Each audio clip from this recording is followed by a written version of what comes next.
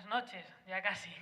Bueno, yo para contestarle a José Luis le voy a romper una lanza a favor de Antonio antes de que se vaya, ¿no? Yo creo que la forma en la que ver qué alternativa al neoliberalismo y qué alternativa al capitalismo construimos necesita experiencias en las que veamos qué opciones tenemos y cómo las construimos, ¿no? Y creo que en eso las cooperativas pueden ser una experiencia, como creo que lo son los movimientos sociales, y creo que la PA, ¿no? La plataforma de afectados por la hipoteca, también nos da muchas claves sobre qué mundo queremos construir cuando se milita ahí, cuando se trabaja ahí, ¿no? Pero también creo que la historia nos enseña que solo con esas experiencias no valen, ¿no? Y que hacen falta más cosas, que hacen falta más acuerdos más amplios, supongo que por eso soy internacionalista, y que hacen falta acuerdos, pero que hacen falta acuerdos de los trabajadores, no de los ricos que llevan mucho tiempo puestos de acuerdo, ¿no? Cómo construir y cómo desarrollar esa alternativa al neoliberalismo, ¿no? Bueno, a mí me pidieron que viniera a hablar de salud, ¿no? Y de cómo iba a afectar el TTIP a la salud de la población. Creo que ya se han hablado de diferentes aspectos, ¿no? que nosotros llamamos los determinantes sociales de la salud, ¿no? ¿Por qué la gente con mayor nivel económico enferma menos que la gente de menor nivel económico, ¿no? Condiciones laborales diferentes, acceso a una calidad de vida diferente, a unos alimentos de unas determinadas características, por qué los ricos fuman menos o son menos obesos que las clases populares, ¿no? Porque en los barrios más populares hay más contaminación que en los barrios más pudientes, ¿no? Y eso, por un lado, son unos determinantes de la salud que también se van a ver afectados por el TTIP, ¿no? Pero de los que ya han hablado los compañeros. Y yo por eso me voy a centrar en el tema de los servicios sanitarios, ¿no? Una vez que ya hemos enfermado, qué alternativas hay y cómo va a afectar a esto el TTIP, ¿no? Estuve navegando por una web que es el Observatorio Europeo de las Corporaciones, que no habla solo del TTIP, sino de la actividad de los lobbies en Bruselas, ¿no? Y en las instituciones europeas, ¿no? Que invierten, con quién se reúnen, cómo se reúnen, ¿no? Y recogen unas estadísticas sobre las reuniones de algunos lobbies en 2012-2013, ¿no? Que fue cuando se empezó a gestar el TTIP, ¿no? Y, por ejemplo, de la gente con la que se reunían mucho era el lobby Eucomed, que es la Asociación de Empresas de Tecnología Sanitaria, ¿no? Que, para que nos hagamos una idea, la parte que representa en España suponen 6.800 millones de euros al año y un 70% de ese dinero es dinero de la sanidad pública, ¿no? Bueno, con esto la tecnología sanitaria puede ser pues tanto todos los aparatos que puede haber en una UCI o en un hospital como herramientas de diagnóstico, ¿no?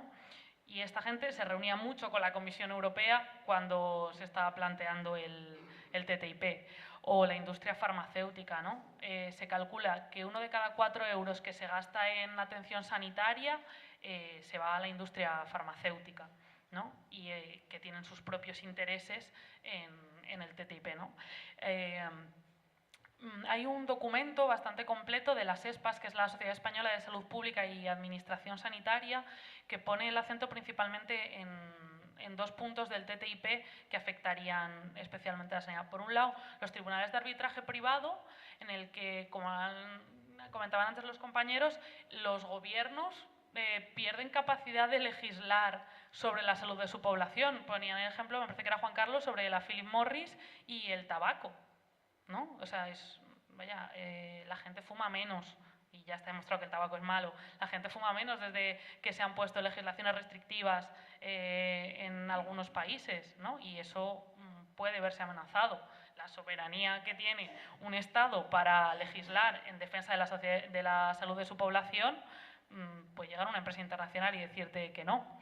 Y por otro lado, que también se ha comentado antes, la coordinación normativa, ¿no? Las normas de lo que se puede usar y lo que no se puede usar, son, por ejemplo, de las hormonas en los animales para ganadería, pero es que eso en los fármacos también tiene su equivalente, ¿no? Los organismos que tienen que autorizar la comercialización de fármacos en Europa en general son bastante más restrictivos que en Estados Unidos, y cuando nosotros empezamos aquí a utilizar un medicamento ya lleva 1, 2, 3 años incluso utilizándose allí. ¿Por qué? Porque los estudios de seguridad y de eficacia de los medicamentos llevan tiempo y ya en muchas ocasiones se utilizan medicamentos excesivamente nuevos incluso, y eso disminuiría porque se rebajaría la legislación, no haría que fuera más restrictiva, ¿no? Y para proteger la seguridad del paciente, ¿no? Creo que en esta legislación a la baja hay algo de lo que no se ha hablado apenas, pero Estados Unidos hay varios convenios de la Organización Internacional del Trabajo que no ha firmado en cuanto a derechos de la mujer. Por ejemplo, la que reconoce que una mujer y un hombre tenemos que tener el mismo sueldo por el mismo trabajo. O el apoyo a trabajadoras que tienen responsabilidades familiares, o en cuanto a la legislación sobre las trabajadoras domésticas, ¿no? Que creo que o los permisos de maternidad, que es que, como siempre, el avance del neoliberalismo nos afecta más a nosotras. Otra parte que se vería afectada, siguiendo con los medicamentos, ¿no? Sería la investigación realizada por empresas privadas. Ya de por sí es algo que, bueno, que vimos con el tema de los fármacos de la hepatitis C. Hay mucha parte de la investigación que se hace a través de empresas privadas, en muchos casos bebiendo de la investigación que se ha hecho pública, ¿no? Porque el virus de la hepatitis C no lo aisló, no lo sintetizó una empresa privada, no lo identificó, no vio qué daño le hacía. Esos medicamentos se han probado en la mayor parte de casos en pacientes de la sanidad pública y con los que se han hecho los estudios, pero quien se lleva los beneficios es esa empresa, que ahora vamos a proteger aún más de lo que ya está, ¿no? Y aparte de que han intentado negociar, aumentar el tiempo de duración de las patentes, que ahora mismo es de 10 años, hasta que se pueden empezar a elaborar genéricos, con lo cual baja el precio. También quieren aumentar la opacidad de los datos de los estudios. En un estudio clínico, cuando tú empiezas a probar un medicamento, normalmente lo compruebas con el que ya existe y el que se utiliza habitualmente para esa enfermedad. Y tú tienes el compromiso ético cuando desarrollas ese estudio de que si alguno de los dos tratamientos es claramente mejor que el otro, tienes que parar el estudio y darle a todo el mundo el mejor. Pero eso sí es transparente y esos datos son públicos, ¿no? Si no, ¿cuál es la garantía de que eso va a parar, ¿no? Más cosas. ¿Sí?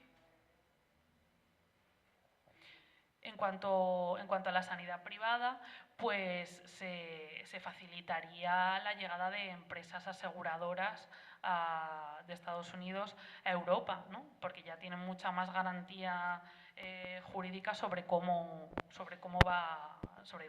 sus inversiones aquí en Europa, ¿no? Pues un ejemplo del que hablábamos antes de venir, supongo que sabéis que el Pascual en Málaga, que antes, y bueno, también en Cádiz, antes tenía una subcontrata con la Junta, con el SAS, le mandaban una serie de pacientes, en un momento dado decían rescindirlo, los trabajadores que estaban allí contratados no se garantizan sus puestos de trabajo, y en este caso el contrato se hace con otra empresa privada también, que ahora los pacientes se mandan a la Chipia San Juan de Dios.